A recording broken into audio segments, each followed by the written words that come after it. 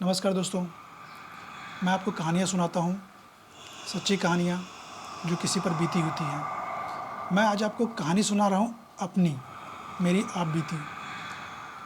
हुआ कुछ ऐसा था कि मैं शहर से अपने गाँव जा रहा था। गाँव का रास्ता कुछ इस तरह से था कि जाने के लिए मुझे एक ऐसे बगीचे से गुज़रना पड़ता था, जिसके बारे में कहानियाँ लोगों में प्रचलित थी और वो ऐसी कहानियाँ थी जो अच्छी नहीं थी। अच्छी नहीं थी, आप समझ चुके होंगे कि किस तरह की कहानियाँ थी। भूत-पिशाच से रिलेटेड कहानियाँ। वो कहानियाँ कुछ ऐसी थी कि लोग शाम होते ही उस बगीचे से होकर गुज़रना अवॉइड करते थे। डरते थे लोग जाने के लिए। मैंने उसके बारे में कुछ कई ऐसी कहानियाँ सुन रखी थी, जो मुझे बहुत डरा चुकी थी। मुझे एक इंसान ने बताया था कि जब वो रात को वहाँ से गुज़र रहा था, तो एक साइकिल वाला जा रहा था और उसके सर ही नहीं था। मतलब आप इमेजिन कीजिए कि एक इंसान जा रहा है और उसके पास से कोई साइकिल वाला गुज़रे और उसका सर ही ना हो। उसी तरह एक इंसान ने मुझे कहानी बताई थी, जब वो उस रास्ते से शाम को गुज़र रहा था, तो उसे एक आसमान में उड़ता हुआ साया नज़र आया, जिसमें उसने देखा कि एक औरत है, जिसने सफ़ेद साड़ी पहन रखी है। वो इंसान डर गया और भागा वहाँ से। घर आया और हार्ट अटैक से उसकी मौत हो गई। लेकिन ये हार्ट अटैक की मौत से पहले उसने बता दिया था कि उसने रास्ते में क्या देखा। ऐसे कई लोगों ने उस रास्ते से गुज़रे और कईयों की मौत हो गई, डर से, किसी को कुछ हार्ट अटैक से।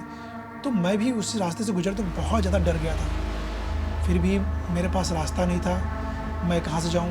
क्योंकि जिस रास्ते से अगर मैं लंबा रूट लेकर जाता, घूम कर जाता, तो शायद मुझे 1 डेढ़ घंटा और लग जाता और अंधेरा ज़्यादा हो जाता। और आप तो जानते हैं कि गाँव देहात में लोगों को लूट-मार की चीज़ें आम बात है। तो मैं दो तरह से डरा हुआ था कि अगर मैं लंबा रूट लेता हूँ, तो हो सकता है मुझे मेरे साथ चोरी डकैती हो जाए, और अगर मैं इस रास्ते से जाता हूँ शॉर्टकट से, तो आप समझ ही सकते हैं कि मेरे साथ क्या हो सकता था। फिर खैर, मेरे पास एक हनुमान चालीसा थी, उसे मैंने अपने पर्स में रखा था, और मैं कहूँगा कि आप सब लोग भी अपने साथ एक हनुमान चालीसा रखें। ख़ासकर वो लोग जो रात में सफ़र करते हैं, सुनसान इलाकों में सफ़र करते हैं। तो मैं आपको बताता हूँ आगे क्या हुआ। मैं डरते हुए उस रास्ते से गुज़रा और अपने एक रिश्तेदार से मैंने रास्ते में मोटरसाइकिल ले ली। मैंने उससे कहा कि मोटरसाइकिल दे दीजिए, मुझे रात हो चुकी है और घर जाना है।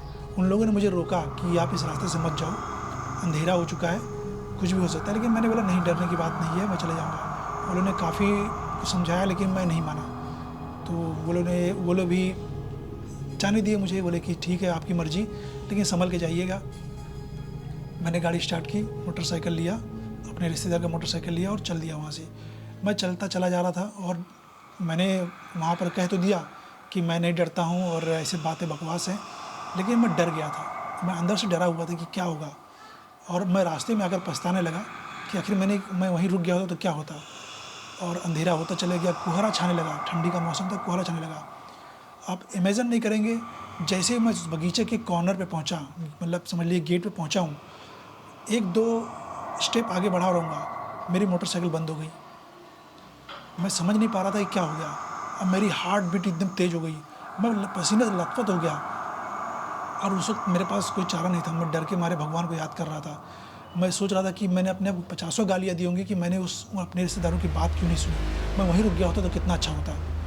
खैर, अब मेरे पास ना आगे जाने को रास्ता था, ना पीछे जाने को। मैं उस बगीचे में फंस चुका था।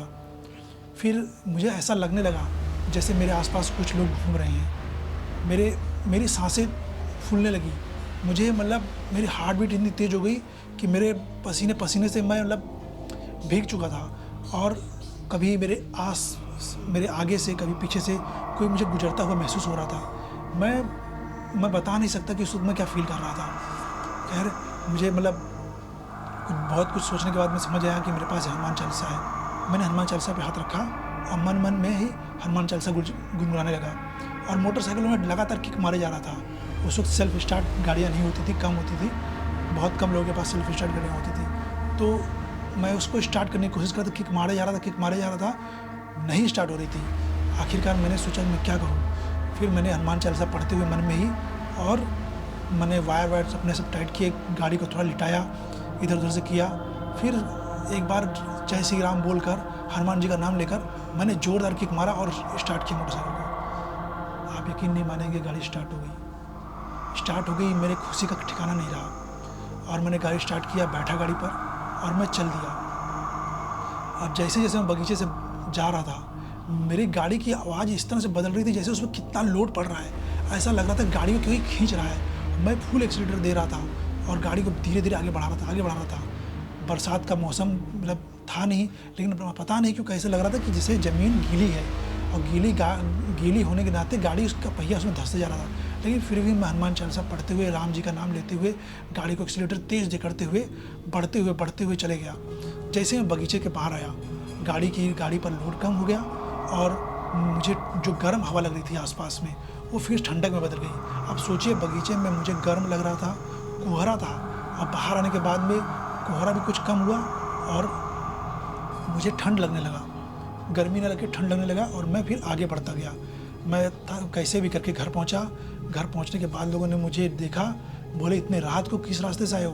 मैंने बताया और पूरी आप बीती बताई। लोगों ने मुझे बहुत डांटा और फिर उसके बाद में मुझे बोला कि गंगा जल ला कर दिया। कुछ लोगों ने गंगा जल ला के दिया, कुछ लोगों ने मुझे कुछ प्रसाद दिए, बोले इस रास्ते से कभी मत आना। और समझाने जाने के बाद मैं भी यही कहता हूँ आज कि जो भी उस रास्ते से कोई आता है मेरे गाँव का या कोई रिश्तेदार आता है तो मैं उनको कहता हूँ उस रास्ते से मत आना। तो ये मेरी आप बीती थी उस बगीचे की कहानी। और इसके अलावा भी मेरे साथ और भी घटनाएं घटी हैं, उसको मैं अगले स्टोरी में बताऊंगा। और मेरे दोस्तों की कहानियाँ जो हैं वो भी मैं आपको अगले स्टोरी में बताऊंगा। तब तक के लिए जय श्री गणेश।